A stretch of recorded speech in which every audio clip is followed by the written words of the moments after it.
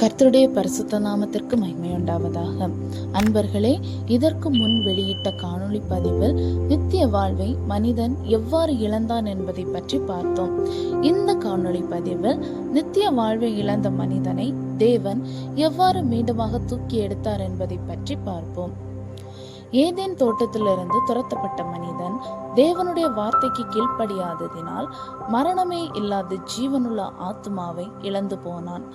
அந்த இழந்து போன மகிமையான மரணமே இல்லா நித்திய வாழ்வை மீண்டும் மனித குலத்திற்கு கொடுக்கும்படியாக தேவனுடைய குமாரனாகிய இயேசு கிறிஸ்து மனிதனாக இந்த பூமியில் வந்தார்.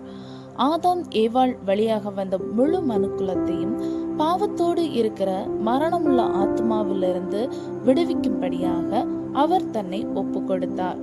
இங்கு பாவம் என்று குறிப்பிடப்படுவது தேவனுடைய கட்டளைகளுக்கு கீழ்ப்படியாமல் தன் சொந்த விருப்பப்படி செய்கிறதே பாவமாகும்.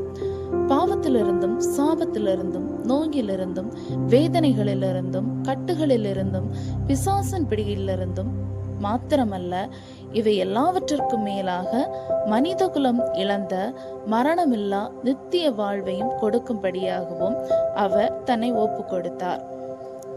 தேவன் மிகவும் நேசித்து தன் சொந்த ஜனங்கள் என தெரிந்து கொண்ட யூத ஜனங்களே அவரை கன்னத்தில் அறைந்தனர், காரி துப்பினர், 39 அடிகள் கொடுத்தனர், முள்ளினால் செய்யப்பட்ட கிரீடத்தை அவர் தலையில் சூட்டினர், பழித்து பேசினர், அவமானப்படுத்தினர்.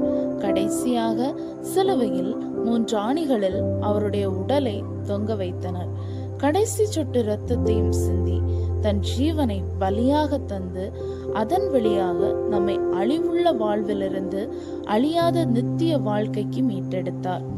அவரை பாவத்திலிருந்து மீட்டெடுத்த சொந்த இரட்சகராக ஏற்றுக்கொண்டு அவரை விசுவாசித்து அவருடைய கட்டளைகளுக்கு கீழ்ப்படிந்து நடக்கிறவர்களுக்கு இந்த அழிவில்லா நித்திய வாழ்வை கொடுப்பார்.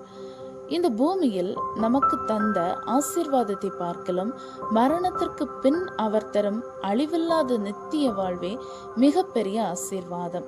இது மட்டுமல்ல, பரிசுத்த ஆவியையும் தந்து இந்த மகிமையான நித்திய வாழ்வை அடைய வழி நடத்துகிறார். இப்படியாக பாவத்தில் விழுந்து போன மனித குலத்தை சிலுவையின் வழியாக தேவன் தூக்கி எடுத்தார். இந்த ஆசீர்வாதம் உங்களுக்கு வேண்டுமானால் நீங்களும் இயேசு கிறிஸ்துவை உங்கள் சொந்த இரட்சகராக ஏற்றுக்கொண்டு அவருடைய கட்டளைகளுக்கு கீழ்ப்படிந்து வாழ்ந்தீர்களானால் அடைய முடியும். கர்த்தர் உங்களை ஆசீர்வதிப்பாராக. ஆமென்.